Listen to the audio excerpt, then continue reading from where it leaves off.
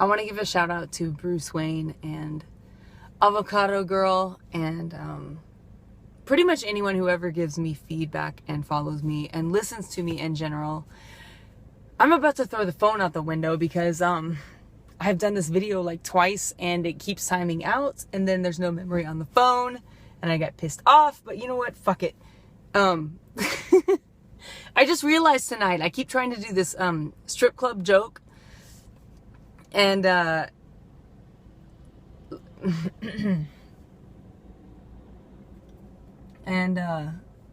realized that the last few videos that I've done are pretty, you know, like depressing, sad, because I was sad. Why was I sad? Probably because I was sad, okay? But I realized that I've been taking, like, you have to take care of both sides of your brain. The making money and then the pursuing your dreams. And if you eventually succeed, those two worlds can become one. But right now, I got to do one thing to make money and another thing to do my dreams. So I went to stand-up comedy tonight. Every single time I get there, it feels like Russian roulette. And I've always thought that, but for some reason I keep going back. I get there and I'm thinking, oh my God, like just what it sounds like, Russian roulette. Like, am I going to live or die? But I did it. And, what am I trying to say? Anyway, I realized two things. First of all, I have to continue with creative projects because if I continue to only focus on the money, then I'm going to get pissed off. Then I'm going to, like, you know, post a bunch of videos like, oh, you know, and like creative writing is great, but only if it's productive. If I start writing things like how there's no vessel in this world to fill all of these tears, it's very, you know, like, poetic, but you have to be careful not to unbalance it. It's like the pH scales, you know, it has to be balanced. And so anyway, I did this strip club joke, and a friend of mine that I ran into gave me a lot of good feedback, and thank you. You know who you are. But I realized that I had not been facing my passions, whether it's screenwriting, stand-up comedy, all that shit, for a long time. Well, maybe it's fucking time. Maybe it's time, because I feel like I'm at the brink of the next chapter of my life, and it's always kind of like shitty when you switch. You know, it's like when I was going through so much fucking shit. Does anybody remember 2014? I mean, if I literally got raped by a rhinoceros right now, I think that would be a better time than 2014. Like, in other words, I went through some shit. But I lost my train of thought. Fuck. I'm proud of myself because I am willing to take constructive criticism. And a year or two ago, that never would have happened. Like, I would literally cut someone off because I didn't want to be rude, but I'd say, you know what?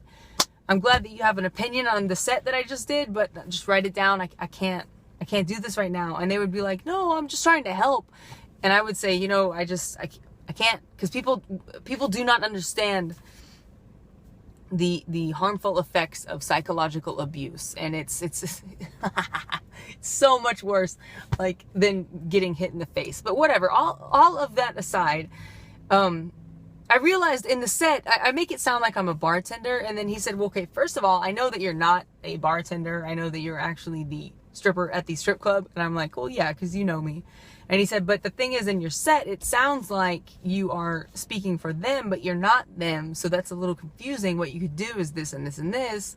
And so, I don't know. It's interesting to me how the two worlds do kind of collide. And sometimes that happens. Another thing is, right before I went up on the stage, and it's just open mic, but if it's your passion, of course it's going to be me. You're going to get a little bit nervous every single time you go up. Because if you're not nervous, then it's not your passion. A dancer I used to work with walked in, and I'm pretty sure she was on a date, because we had this thing like if we meet each other in real life, motherfuckers, like, Batman is not going to introduce himself as Batman in real life. He's going to be Bruce fucking Wayne.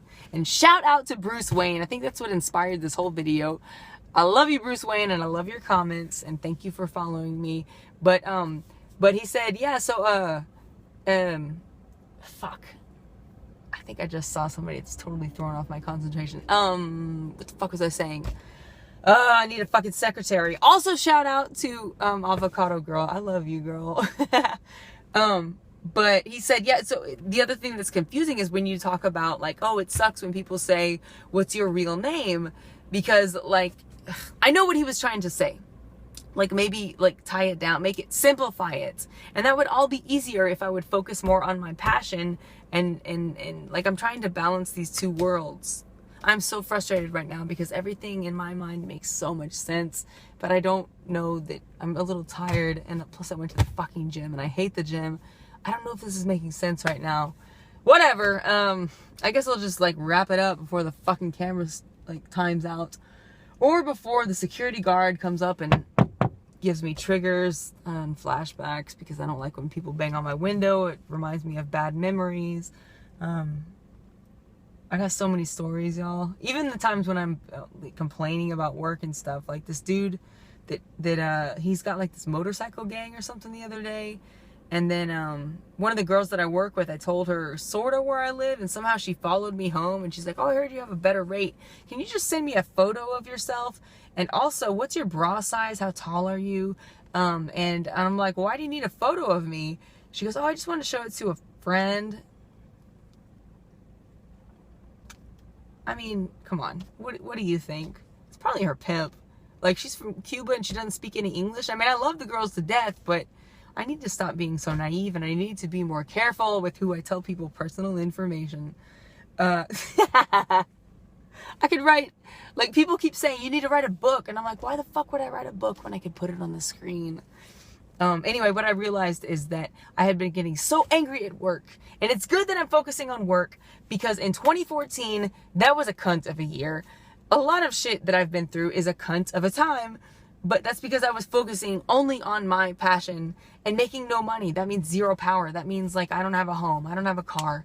I don't have this. I don't have insurance. Everybody's fucking me over. And that's going to draw more and more Little Red Riding Hood kind of looking, you know, like, the more you seem like Little Red Riding Hood, like, oh, I don't have anything. I'm poor. I don't have a job.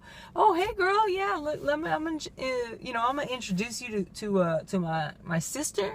And then my mom on Sunday. And then we're going to go to church. I'll hook you up with a job at the hospital where I work. And you can be the receptionist just for a little while, but I'll hook you up, you know. I don't want you to stay in your car tonight. I'm gonna put you in a hotel. No pressure. That was in September of 2014. Yeah, he tried to rape me in a hotel room. And fucking no, I didn't report it because I'm terrified of him. I got a million stories, y'all. But you have to take care of both. You have to pursue your passions and you have to make money. So to me, dancing is not who I am, obviously. I'm just going to hold a banana to make sure you're still watching. But I realized that these two worlds are completely separate. I like to keep them separate, but at some point they have to intertwine a little bit. It's kind of like Pisces. They say that we're two fish swimming in opposite directions. Anyway, all of that aside, I learned a lot today, because I think that the number one thing that makes you stronger as a person is forcing yourself to do the things you don't want to do. No, I didn't want to go to the gym today. No, I didn't want to walk in to open mic and see people that I did not want to see, that scare the shit out of me for different reasons that I'm not even going to mention right now. But, whatever. God damn it. Can I not get to the fucking point? I related the fact that I get pissed off when people say, what's your real name? Y'all, it's just a job. Like, let's say you work at, like Brookstone at the mall and you sell electronics. I used to do that.